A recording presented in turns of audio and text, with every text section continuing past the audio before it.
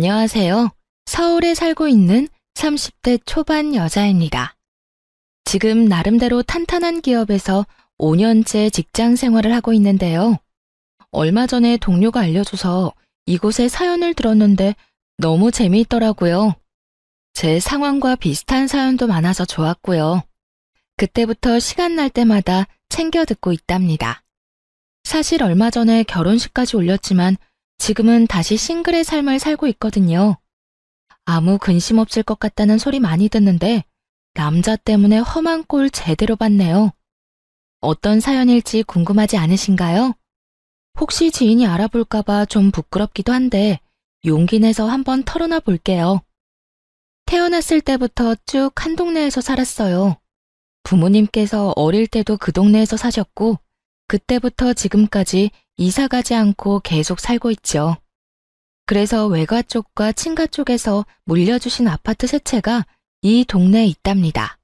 할아버지께서 지내셨을 때만 해도 그렇게 비싸지 않았는데 이젠 대한민국에서 제일 땅값 비싼 지역이 되었네요.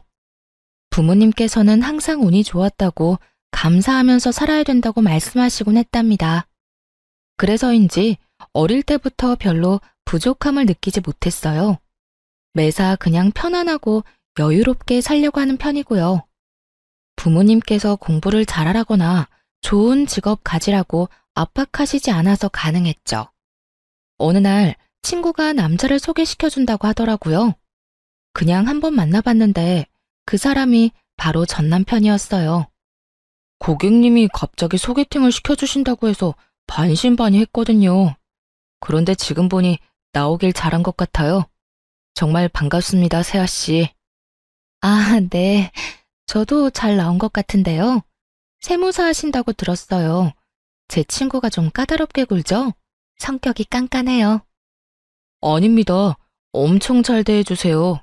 다행히 마음에 드셨는지 제 일 처리를 좋아해 주시더라고요.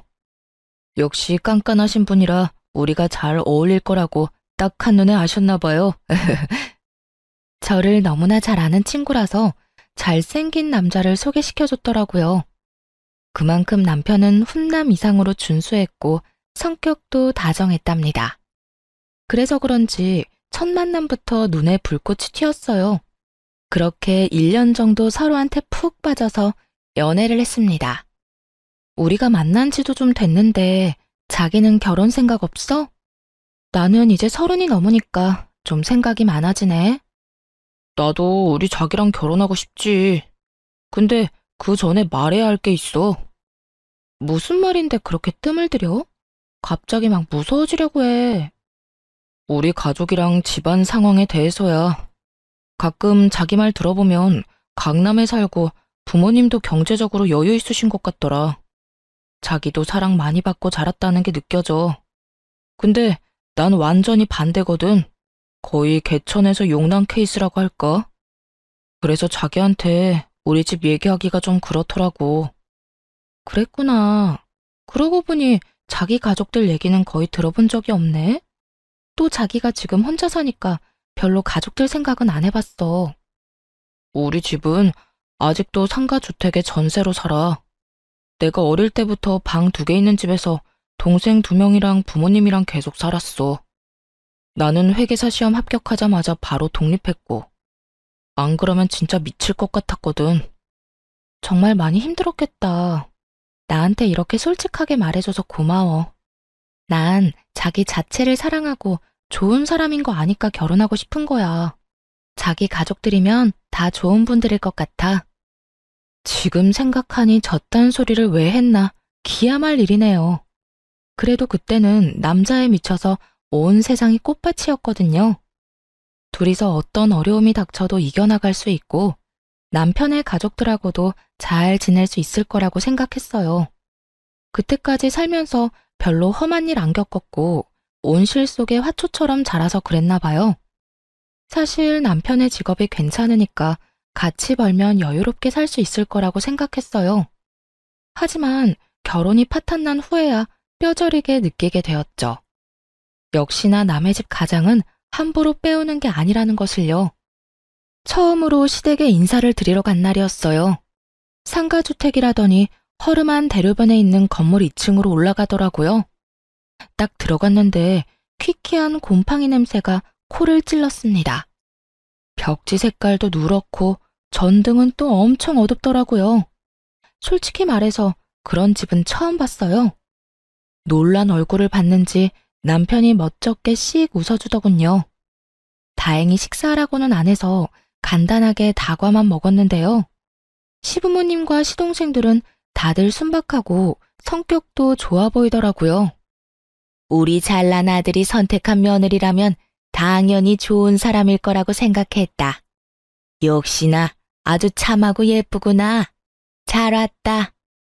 보다시피 우리 집이 그렇게 사정이 좋지는 않아. 찬욱이가 아직까지 우리한테 용돈 주고 있고, 그래서 결혼 준비할 때 목돈을 줄 수도 없을 것 같구나.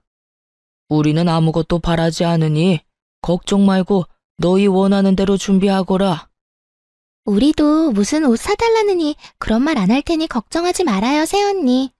오빠한테 들었는데 새언니는 엄청 귀하게 자란 것 같더라. 강남에 산다면서요? 아, 엄청 잘 살거나 부자인 건 아니에요. 운 좋게도 아버지께서 집을 저렴할 때 잘 사신 것 뿐이죠. 그래, 결혼 준비하려면 할 게 엄청 많다며? 돈으로 도움은 못 줘도 어려운 거 있으면 언제든지 연락하렴. 내가 여러 방면으로 알아봐 줄 테니. 그렇게 본격적으로 결혼 준비를 하기 시작했어요. 예약할 것도 많고 알아볼 것도 많아서 머리가 터질 것 같더라고요. 그 와중에 갑자기 시모에게서 전화가 왔어요. 지금 회사 앞이라면서 근처 커피숍에서 만나자고 하더군요. 좀 불편한 마음으로 얼른 커피숍으로 갔죠. 왜 여기까지 왔을까? 궁금하기도 했지만 아직 결혼하기 전이라 좀 어려웠거든요. 커피숍에서 단둘이 마주했는데 시모의 표정 차갑더라고요. 남편의 집에서 만났을 때와는 사뭇 다른 모습이었어요. 내가 근처 왔다가 한번 들러봤다. 그때 중요한 걸 안 물어본 것 같아서 말이야.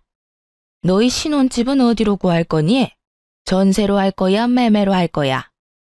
아, 오빠가 5천 정도밖에 모은 돈이 없다고 하더라고요. 사실 저도 그렇게 많이 모으지는 못해서요. 우선 신혼부부 특공으로 최대한 대출받아서 매매하려고 하고 있어요. 그래? 이왕이면 찬욱이 회사랑 가깝고 평수가 큰 신축 아파트 어떻겠니? 그래야 가격도 많이 오르고 여러모로 좋잖아. 네? 저희는 그냥 20평대로 생각하고 있어요. 일단 위치가 중요하니까 서로의 회사 중간에 있는 곳을 찾고 있거든요. 꼭 신축이 아니어도 되고요. 신혼 특공으로 한 번밖에 없는 기회인데 그렇게 날리면 되겠니? 내가 괜찮은 신축 아파트 2개 알아봤어. 여기랑 여기거든? 친구들한테 알아보니 나중에 값도 많이 오를 것 같더라. 여기 한번 잘 생각해봐. 2개의 아파트 모두 시댁이랑 엄청 가까운 데다가 30평대 후반이더라고요. 아직 둘뿐인데 그렇게 큰 아파트에 살 이유가 없었죠. 또 제 회사랑은 완전히 반대편에 있는데 거기에 살고 싶겠어요? 무엇보다 시댁이랑 가깝다는 점 때문에 제일 거부감이 생기더라고요. 그래서 그냥 일단 둘러댔죠. 우선은 오빠랑 말을 해볼게요. 근데 너무 넓은 곳은 관리하기 힘들 것 같아서요. 저도 봐둔 아파트가 있어서 그거랑 한번 비교해 볼게요. 너도 실물을 직접 보면 좋다고 할 거야. 아니면 이번 주말에 찬욱이랑 같이 와서 한번 둘러볼래? 내가 잘 아는 부동산 지인이 있거든. 얼마나 집요하게 계속 물고 넘어지시던지 애 둘러서 거절하느라 정말 힘들었습니다. 근데 웃긴 게 마치 짠 것처럼 남편도 그 아파트를 은근슬쩍 계속 말하더라고요. 나도 아파트 좀 알아보긴 했거든. 근데 어머니가 알려주신 그 아파트가 제일 괜찮은 것 같더라고. 어차피 대출받을 건데 좀 넓은 게 낫지 않아? 나중에 아이 태어나면 어차피 큰 평수 필요하잖아. 그럼 대출 금액이 너무 많아지잖아. 그리고 아이들이랑 산다고 해도 방 2개면 충분할 텐데. 무슨 신혼부부가 방 4개짜리 아파트에서 시작해. 이왕이면 넉넉한 게 좋잖아. 우선 한번 가보자. 요즘은 신축이 참 잘 빠졌다고 하더라고. 이번 주말에 같이 둘러보자, 응? 결국 남편한테 끌려서 그 아파트를 보러 갔는데요. 새 아파트인데다가 넓어서 그런지 확실히 좋아 보이긴 했어요. 생각보다 괜찮다는 분위기를 읽었는지 남편이 신나서 더욱 푸시를 하더군요. 우리가 살기에 여기가 딱이라면서요. 근데 너무 넓고 우리한텐 과한 것 같아.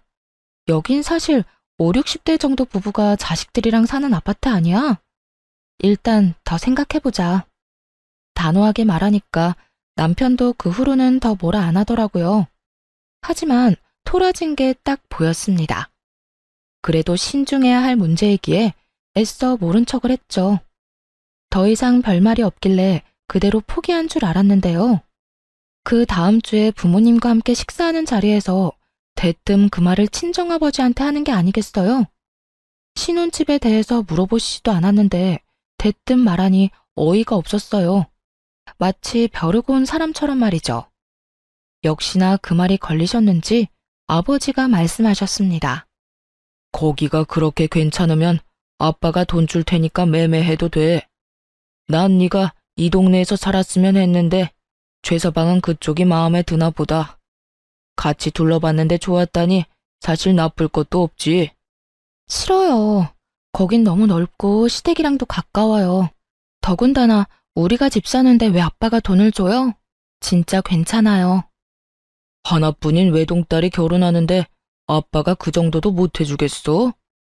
사실 네가 우리 집 근처에서 살고 싶다고 하면 아파트 하나 그냥 주려고 했었어.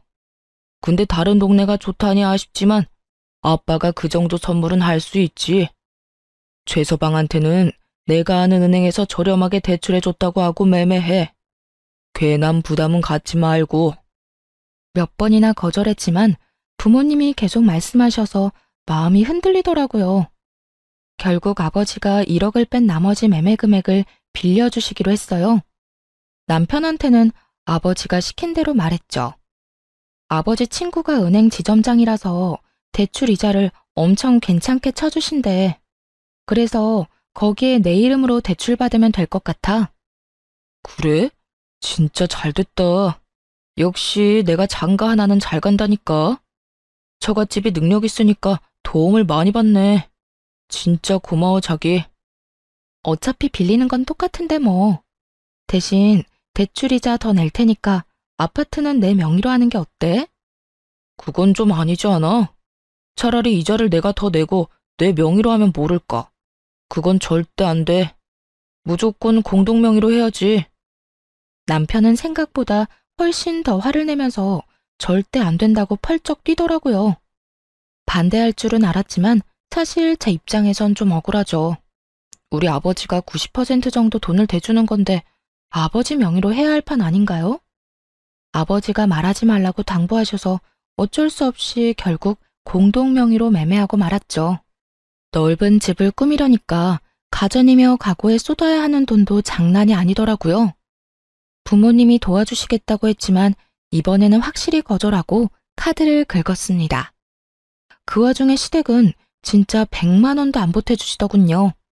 뭐 사실 그런 집에 사시는 걸 봤으니 서운한 마음도 안 들었어요. 어차피 다 알고 시작한 거니까 괜히 기대하지 말자고 생각했죠. 그냥 착한 시댁 식구들과 좋은 가족이 되었으면 좋겠다는 바람뿐이었어요. 그래도 신혼집이 시댁이랑 걸어서 20분 거리라 너무 가까워 걱정이 되긴 했어요. 혹시 아무 때나 찾아오면 어쩌나 하고요. 왜 불안한 예감은 틀리지 않는지 그 걱정은 빠르게 현실이 되었답니다. 신혼여행에서 돌아온 날부터 매일 시모가 전화해서 언제 집들이 할 거냐고 묻더군요. 아직 집 정리도 안 끝났고 여행에서 막 돌아와 정신이 하나도 없는 상태인데 얼마나 재촉을 하던지 결국 그 다음 주말에 바로 집들이를 하게 됐죠. 여기가 우리 아들 집이란 말이야? 세상에 드라마에나 나올 법한 집이네. 진짜 너무 좋다. 역시 새 집이 다르다니까. 내 말 듣기를 잘했지? 오빠, 집 진짜 좋다. 와, 스타일러도 있네. 새언니네가 역시 좀 사나보다. TV도 완전 비싼 거네. 우리 집 콧구멍만한 TV만 보다가 이거 보니까 완전 극장이다, 극장. 시댁 식구들은 집들이 내내 아주 떠들썩했어요. 근데 진짜 웃긴 게 뭔지 아시나요? 집들이 온다면서 주스 한 병도 안 사왔더라고요. 저는 시댁 식구들 온다고 진짜 준비 많이 했거든요. 음식 재료들 사서 하루 종일 요리하고 배달 음식도 시켰죠. 근데 정성스럽게 준비한 건 쳐다도 안 보고 30분 넘게 이 방 저 방만 다니면서 집 구경하는데 여념이 없더라고요. 뒤늦게 저녁을 먹는데 다들 얼마나 개걸스럽게 먹던지 며칠 굶고 온 줄 알았네요. 집이 좋으니까 음식도 다 맛있다 얘. 이거 네가 한 거 아니지? 다 사온 거지? 넌 좋겠다. 잘난 남편 만나서 이렇게 대골 같은 집에서 결혼 생활 시작하고 말이야. 진짜 복 받은 줄 알아. 그러게 말이야. 우리 오빠 완전 인생 역전했네. 나도 여기 살고 싶어. 오빠, 우리 집 가기 싫어. 가면 너무 우울하단 말이야. 여기 있다가 가면 더 우울할 것 같아. 그건 안주인인 새언니한테 물어봐야지. 여기 남는 방도 많은데 한번 말이나 해봐. 그나저나 여기 공동명의로 한 거 맞지? 찬욱이 너 등기부등본 좀 떼서 가져와라. 진짜 맞는 거지? 그런 건 확실하게 해야 된다. 어째 점점 기분이 나빠지더라고요. 마치 자기들이 이 집을 산 것처럼 말하는데 어이가 없었죠. 솔직히 우리 아버지 돈으로 산 건데 말이에요. 남는 방은 없을 것 같은데 어쩌죠? 하나는 미리 아이 방으로 만들 거고 하나는 제 작업실로 만들려고요. 제가 좀 일할 게 있어서요. 그리고 신혼집인데 여기서 살고 싶다고 말하는 건 좀 아닌 것 같아요. 어머, 언니. 장난 좀 친 거 가지고 왜 그렇게 정색해요? 집이 너무 좋아서 부러워서 그랬죠. 언니 착한 줄 알았더니 지금 보니까 성질 있다. 그래 자기야. 식구들이 우리 좋아 보인다고 장난치는 건데 왜 갑자기 정색을 해? 없는 소리 한 것도 아니고. 자, 아버지 술 좀 더 드릴까요? 순식간에 편먹고 이상한 사람 취급하는데 진짜 황당했습니다.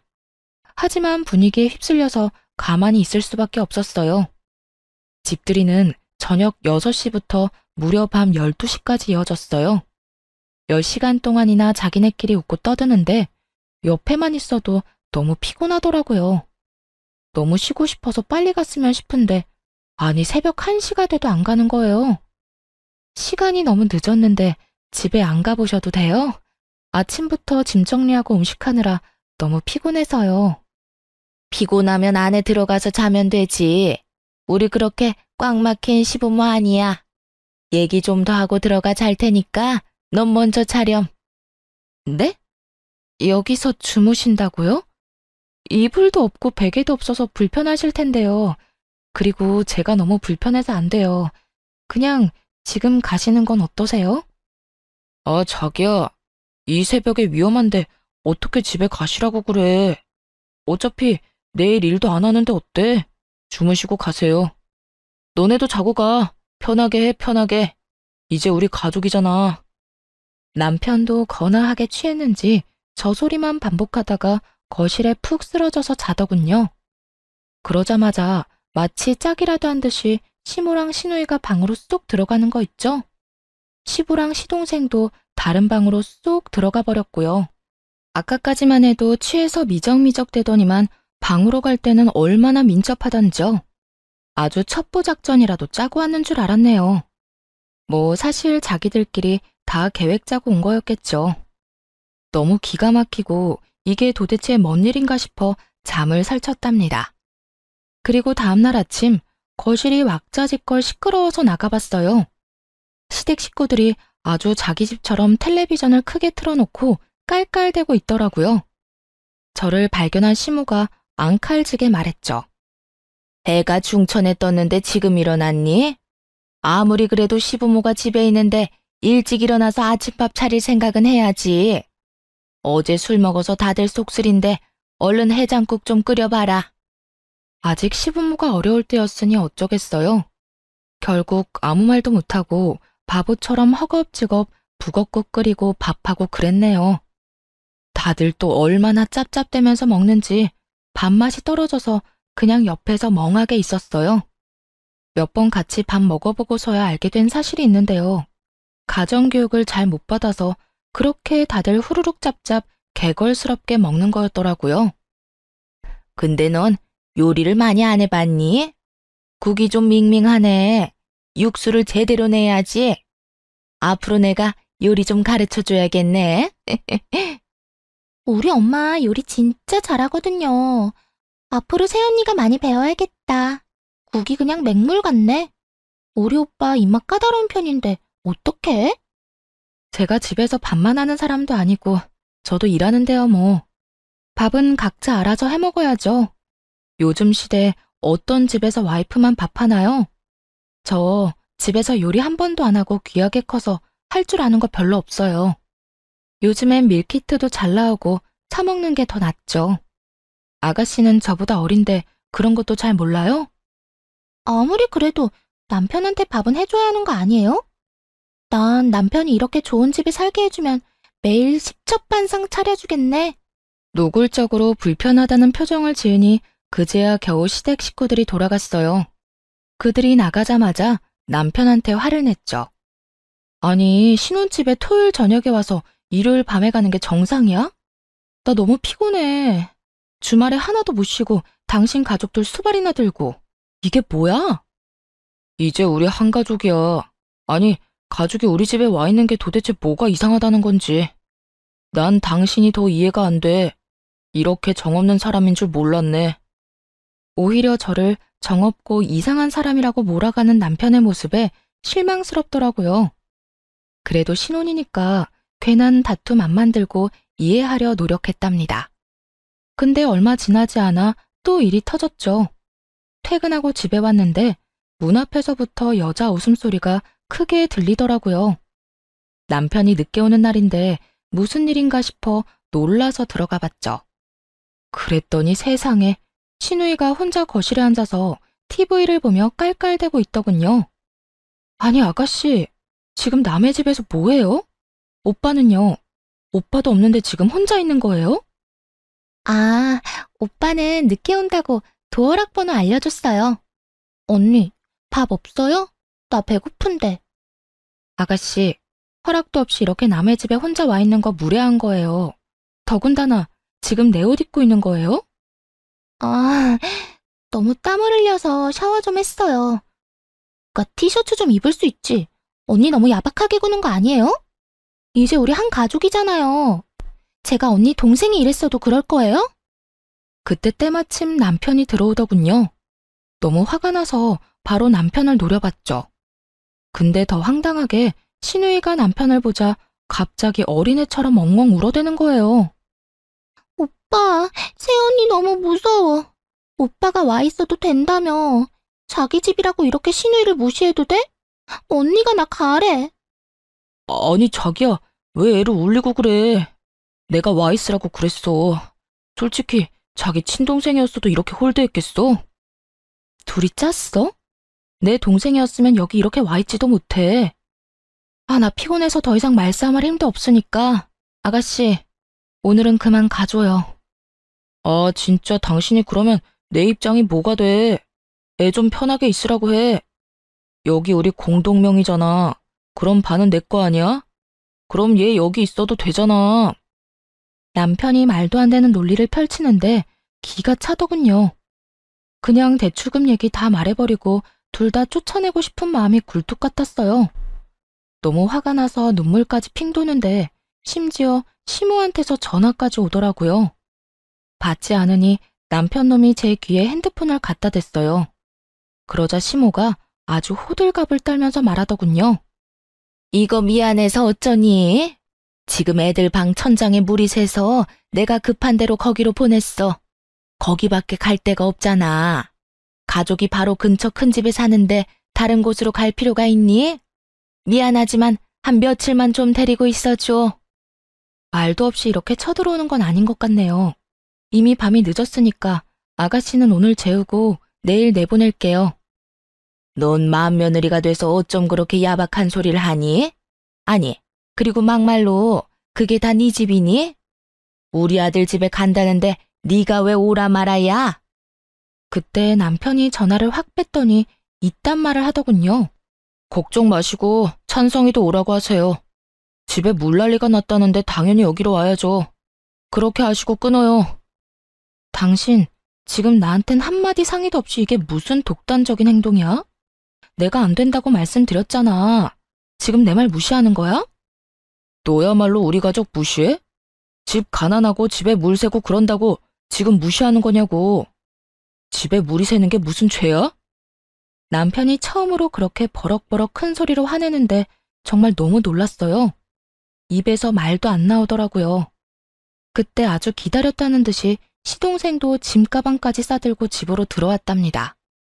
아가씨나 도련님이나 하루 이틀 정도는 친구 집에서 자면 될 거 아냐. 꼭 여기에서 지내야 할 이유라도 있어? 그럼 오빠가 바로 근처에 사는데 굳이 남의 집 갈 이유는 있어? 너도 고집 좀 그만 피워. 밤이 늦었으니까 일단 애들 먼저 재우고, 야, 너는 저 방 쓰고 넌 저 방 쓰면 돼. 신경 안 쓰이게 조용히 잘 지내. 알았어? 알았어. 채연이 진짜 무섭다 무서워. 집 없는 사람 서러워서 어디 살겠어? 나도 남자 잘 만나서 이런 집에서 살고 싶다. 신우이랑 시동생은 마치 지네들 방인 양 자연스럽게 쏙 들어가 버리더라고요. 뭐라 말할 틈도 없었습니다. 결국 그 밤에 대판 싸우고 남편은 거실 소파에서 잤답니다. 서로 얼굴 보지도 않고 출근해서 하루 종일 기분 나쁜 상태로 지냈고요. 그런데 퇴근하고 집에 와봤더니 무슨 상황이 벌어진 줄 아세요? 직접 두 눈으로 보고도 못 믿겠더라고요. 집안이 아주 난장판의 개판이었죠. 신우이랑 시동생 남편이 식탁에 둘러앉아서 잔뜩 어지럽히고 있었어요. 거실 바닥에도 과자 부스러기에 머리카락에, 아니, 하루 만에 집안꼴이 이렇게 될 수가 있나요? 이런 심정도 모르고 신우이는 비아냥거리는 소리나 계속 해댔습니다. 언니, 배고픈데 뭐 먹을 거 없어요? 아니, 언니는 집에서 요리를 아예 안 해요? 뭐 먹을 게 하나도 없네. 우리 오빠 불쌍해. 완전 빈손으로 오셨네. 저녁에 장봐 와서 뭐 좀 해줄 줄 알았는데. 형수님이 저녁 해줄 거라고 형이 그랬잖아. 아님, 뭐라도 시켜줘, 형. 여보, 애들 배고픈데 뭐라도 좀 간단하게 해줘. 내 체면이 있지. 순순히 해준다고 하니 아주 셋이 신나서 거실에서 TV를 보며 깔깔대더군요. 조용히 라면 3개를 끓여서 냄비째 식탁에 올려놨죠. 냄새를 맡고 주방으로 슬슬 기어오더라고요. 난 뭐 맛있는 거 해줄 줄 알았는데 꼴랑 라면? 아, 형수님, 스케일이 너무 작네. 아짜! 이게 뭐야? 언니, 너무 짜요. 뭐야? 바쁘게 일하고 온 사람한테 밥 차리라는 게 지금 말이 돼요? 하루 종일 놀면서 내 집 엉망으로 만들어 놓고는. 난 더 이상 못 참으니까 당장 내 집에서 나가. 이렇게 미친 사람처럼 소리를 지르니까 신우이와 시동생이 놀랐나 봐요. 슬금슬금 현관문 쪽으로 가더니 둘 다 나가버리더라고요. 남편도 놀랐는지 그냥 벙쪄 있었고요. 참는데도 한계가 있어. 남의 집에 쳐들어왔으면 깨끗하게라도 하고 있어야지 개판으로 만들어? 또 내 옷까지 입고 바닥에 던져놓은 꼴 좀 봐. 이래서 가정교육이 중요한 거야. 여기서 가정교육 얘기가 왜 나와? 그래, 너는 어릴 때부터 강남에서 잘 살았고 나는 하급이라 이거야? 이제 본색을 드러내는구나. 먼저 본색 드러낸 건 당신이랑 당신 가족들 아니야? 결혼하고 처음에 나한테 뭐라고 했어? 다 알아서 하라면서 상관 안 한댔잖아. 그런데 지금은 당신 가족들이 우리 집에 나보다 더 오래 있어. 누가 보면 당신 가족들이 사는 집인 줄 알겠다고. 고작 며칠 있는 거 가지고 왜 그래 진짜. 내가 너 때문에 우리 가족 볼 면목이 없어. 장인 장모가 이 집에 와 계신다고 생각해봐. 그러면 네가 그때도 이딴 식으로 행동했을까? 몇 번을 말해. 그런 상황 자체를 안 만든다고. 당신 가족들이 들락거리느라 우리 부모님은 아직 여기 와보지도 못하셨어. 그건 알고서 지금 그딴 말을 하는 거야? 그 후로 2주 넘게 남편이랑 눈만 마주치면 싸웠어요. 남편만 봐도 너무 스트레스를 받아서 일부러 야근하고 늦게 들어왔고요. 어차피 방도 많겠다. 남편한테 다른 방 가서 자라고 해버렸죠. 남편과 시댁 식구들의 행동에 질려버려서 정이 뚝뚝 떨어졌거든요. 시댁 인간들도 더 이상 연락 안 하길래 이제 좀 잠잠해지려나 했는데요. 그게 폭풍 전야였다는 걸 그땐 알지 못했죠. 남편의 생일이 다가오자 어떻게 해야 될지 혼자 고민을 했어요. 하루에 한마디도 안 섞을 정도로 사이가 안 좋아졌거든요. 남편도 여전히 냉랭하게 대하길래 될 대로 되라 하고 그냥 아무것도 안 했죠. 근데 남편 생일날 퇴근하고 집에 가보니 어떤 일이 벌어진 줄 아세요? 세상에, 시댁 식구들이 다 와 있는 거 있죠? 아주 잔치라도 하는 것처럼 떠들썩 하더군요. 시모는 제 집인 양 주방에서 신나게 요리를 하고 있었고, 나머지 시댁 식구들과 남편 놈은 거실에서 껄껄대면서 텔레비전을 보고 있더라고요. 더 웃긴 건 아무도 저한테 인사조차 하지 않았다는 거예요. 주방에서 요리하는 시모를 보니 제가 산 주방 도구들을 마구잡이로 쓰고 있더군요. 그 모습을 보니까 화가 확 나더라고요. 지금 뭐 하세요? 온다고 말도 없으셨잖아요. 이건 다 뭐예요? 우리 장남 생일인데 마누라인 네가 아무것도 안 하고 있다잖니. 엄마인 나라도 미역국을 끓여줘야지 어떡하니? 내가 못나서 우리 아들이 마누라한테 미움을 받는다는데. 그리고 우리가 간다고 미리 말했으면 네가 올시구나 하고 오라고 했겠어? 또 저만 나쁜 사람 만드시네요. 생일 때문에 온다고 하셨으면 저도 같이 준비하든가 외식을 하든가 했겠죠. 저 사람도 오늘까지 아무 말 안 했어요. 네가 찬바람 쌩쌩 불고 무서워 죽겠다는데 뭔 말을 하겠니? 너는 우리가 그렇게 싫으니? 이제 한 가족 아니니? 너 좋아한다는 갈비찜도 하고 밑반찬도 잔뜩 해다가 냉장고에 넣어놨다. 우리 오늘 같이 먹고 얘기 좀 하면서 풀어보자. 시모가 눈물까지 글썽거리면서 손을 잡고 이런 말을 하니 괜히 저도 너무했나 싶고 잘못한 것 같은 마음도 들더라고요. 그래서 시모를 도와서 밥 차리고 다 같이 모여서 저녁을 먹었죠. 시누이가 사온 케이크를 두고 생일 축하 노래도 부르고요. 정말 오랜만에 화기애애한 분위기가 이어졌어요. 새언니, 우리 너무 미워하지 말아요. 언니가 깔끔한 사람인 거 잘 알았으니까 앞으로 조심할게요. 가끔씩 여기 놀러와도 좀 따뜻하게 대해줘요. 너 대신 내가 네 남편 생일상도 차려주고 음식도 다 해줬다. 솔직히 나 같은 시어머니 있나 한번 찾아봐라. 이렇게 잘해주는 시어머니 진짜 없다. 맞아. 우리 엄마 같은 사람 진짜 없어. 자기한테 뭐라고 하지도 않고 밥도 해주고 말이야. 이렇게 투덕대는 것도 다 가족이 되는 가정이지 뭐. 나도 그동안 미안했어. 자기, 우리 오늘로 다 푸는 거다. 그날 밤에 같이 농담도 하고 시부모의 옛날 얘기도 들었습니다. 거의 새벽 2시까지 가볍게 맥주도 마시며 그동안 쌓인 걸 풀었어요. 시간이 늦어서 다들 우리 집에서 자고 가기로 했고요. 시모랑 시누이 둘이 자고 시동생과 시부가 다른 방에 들어가 잤습니다. 그렇게 일단락이 됐다면 그쪽 입장에선 참 좋았겠죠. 아침이 되자마자 작전을 개시했습니다. 시댁 식구들이 자고 있는 방마다 들어가서 냄비를 신나게 두드려댔어요. 특히 시모랑 시누이 귀에 대고 더 크게 쾅쾅 두드려댔죠. 아유, 시끄러. 귀 찢어지겠네. 얘가 지금 아침부터 미쳤나? 그만하지 못해? 여보, 뭐 하는 거야? 뭐 잘못 먹었어? 그만해, 그만하라고. 남편이 손에서 냄비와 국자를 뺏으려고 달려들었죠. 이에 질세라 그 국자로 남편 머리를 팍 세게 쳐버렸답니다. 정신 나간 건 너네들이지. 당장 옷들 주워 입고 내 집에서 나가. 너도 나가, 당장. 뭐? 아니, 내가 왜 내 집에서 나가? 나갈 거면 당신이 나가. 당신이 뭔데 나가라 말아야? 꼴의 남자라고 자존심 상할까봐 걱정해줬더니 다 쓸데없는 짓이었어. 이게 네 돈으로 산 집이야? 네 돈 얼마 들어갔어?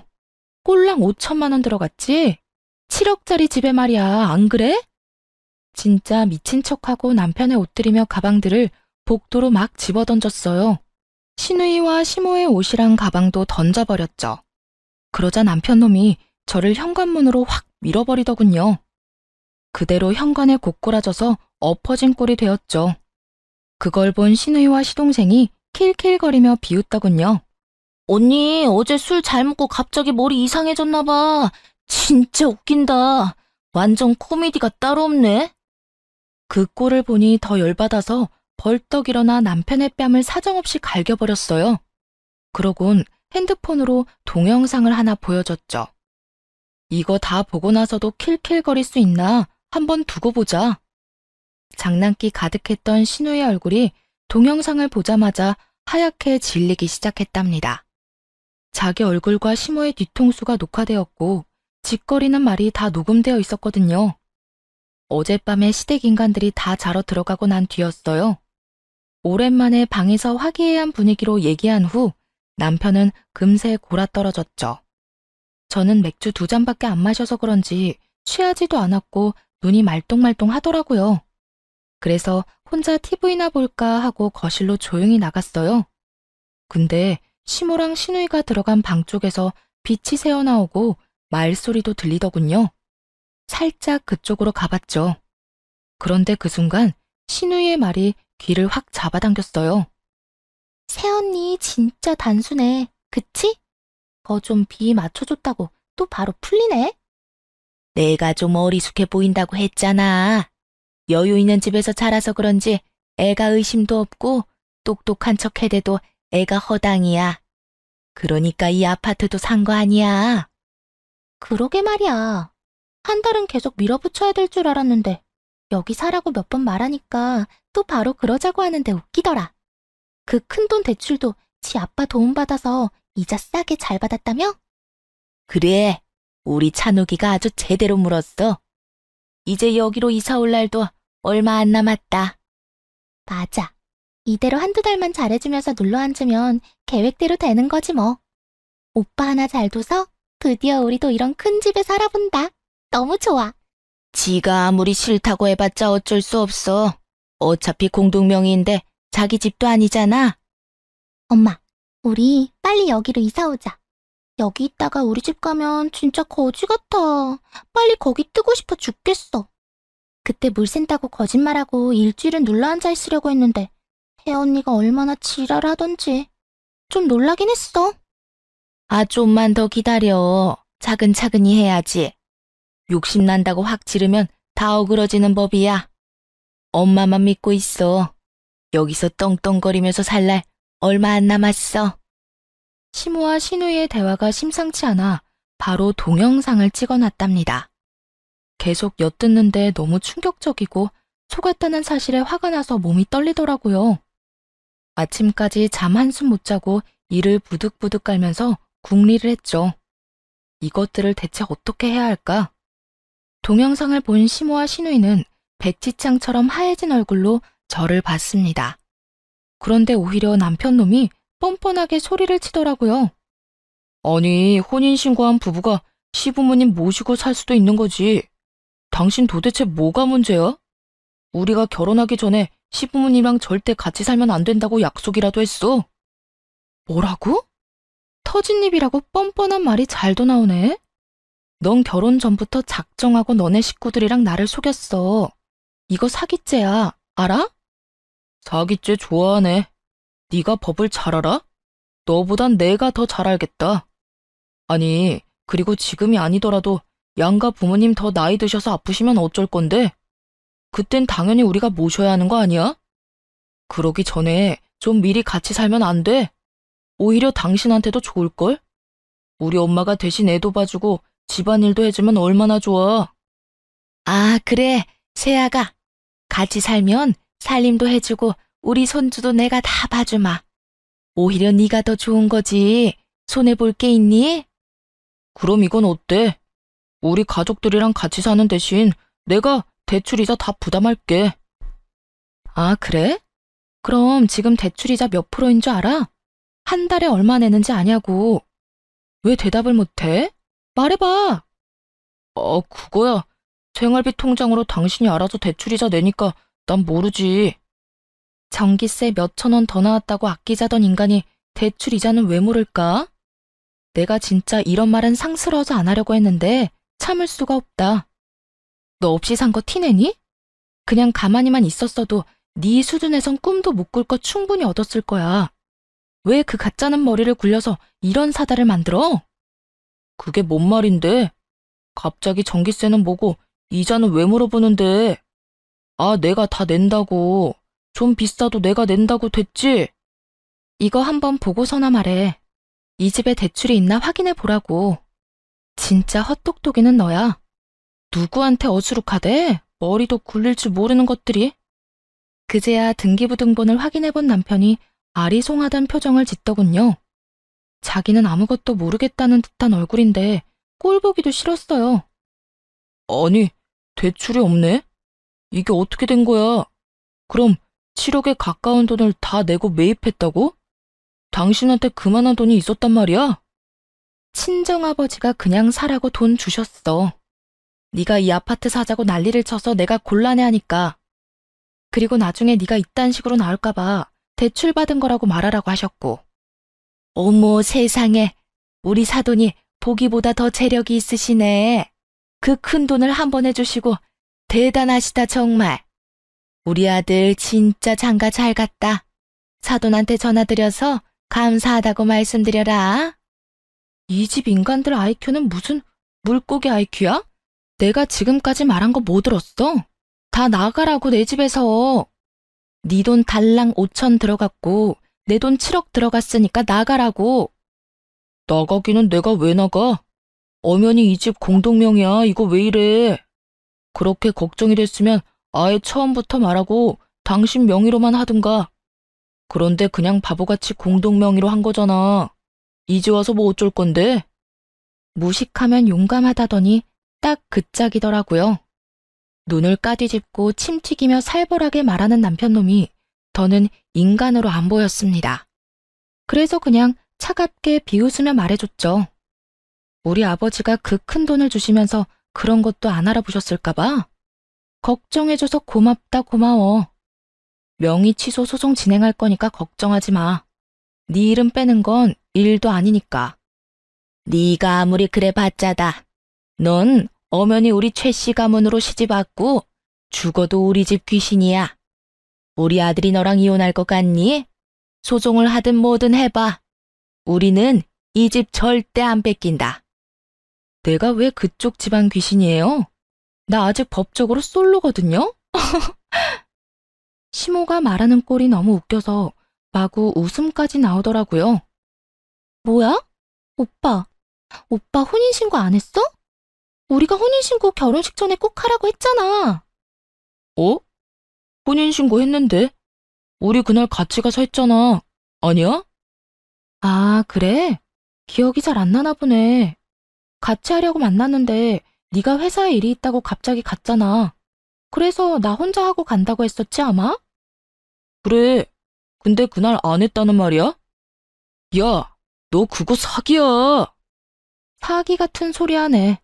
너네가 나한테 한 짓이 사기지 이 사기꾼들아. 이제 다 알았으면 당장 내 집에서 꺼져. 혼인신고 혼자 하려고 했던 그날 친구한테 전화가 와서 잠깐 통화를 했었어요. 친구가 요즘은 좀 살아보고 늦게 신고한다면서 나중에 하라고 하더라고요. 안 그래도 그때 하도 아파트 때문에 속이 시끄러웠거든요. 이 사람과 결혼해도 되는지 고민을 많이 했고요. 그래서 일단 그날 안 하고 돌아섰다가 결혼식 준비로 계속 미루게 됐던 거죠. 그러다 시댁 인간들을 보고는 혼인신고하면 안 되겠다는 확신이 들었던 거고요. 계획이 완전 망했다는 걸 깨달은 시댁 인간들의 얼굴이 하얗게 질리더군요. 이렇게 했는데도 순순히 나가지 않을 것 같아서 바로 경찰을 불렀어요.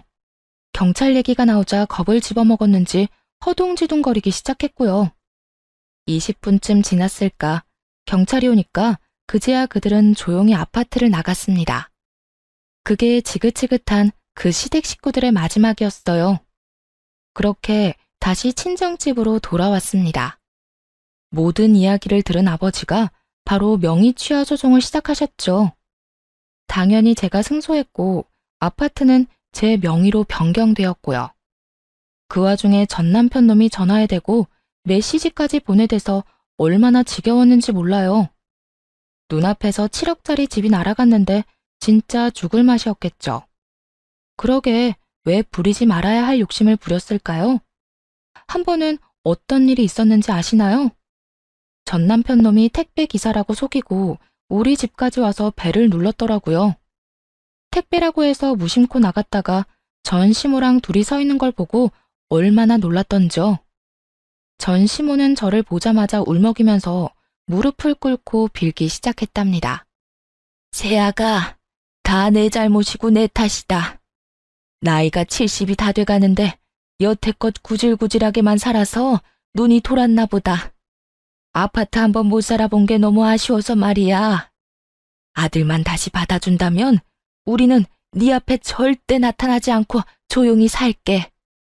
제발 우리 아들 좀 용서해주면 안 되겠니? 자기야, 그동안 우리가 사랑했던 시간들을 생각해봐. 이렇게 끝낼 수 있어? 자기만 허락해주면 이제 가족들은 안 보고 살기로 결정했어. 그러니까 자기가 결정해주면 돼. 부모님 안 보고 살겠다고 결심하는 게 쉬운 건 아니잖아. 지금 아무 사이도 아닌데 뭔 결정을 해? 이제 너랑 길에서 마주치지도 않을 거니까 내 눈앞에서 사라져. 네가 그렇게 사랑하는 네 가족들이랑 행복하게 살라고. 내가 너한테 부모 만나지 말라고 한마디라도 했니? 누구한테 뭔 말도 안 되는 덤터기를 씌워. 당장 꺼져. 막말로 당신 집에는 돈 많잖아. 그냥 그 집에서 같이 오손도손 살면 됐을걸. 이게 뭐야? 내가 당신 입장이었다면 장인 장모 모시고 살았을 거야. 그렇게 네 부모님이 애틋하고 안타까우면 네 돈으로 효도해. 남의 돈 가로채서 대리효도할 생각 말고. 우리 아버지도 돈 힘들게 모아서 보태주신 거야. 그 돈은 뭐 하늘에서 떨어졌어? 너 같은 인간이랑은 다시 말하기도 싫으니까 눈앞에 나타나지 마. 또 오면 바로 스토킹으로 고소할 거야. 알았어? 그렇게 현관문을 쾅 닫아버리고 들어왔죠. 고소한다니까 무서웠는지 전 남편 놈은 지 엄마랑 얼른 달아나듯이 가버리더라고요. 그게 그놈의 마지막이었답니다. 그 이후 그 아파트는 꼴 보기도 싫어서 바로 팔아버렸어요. 운 좋게도 집값이 조금 올랐더라고요. 차액은 아버지께 바로 다 드렸고요. 전 남편 놈이 친정까지 찾아오면 부모님께 죄송하니까 지금은 독립해서 살고 있어요. 일이 이렇게 되니 주변 사람들 보기에도 창피하고 스스로도 자괴감이 들더라고요.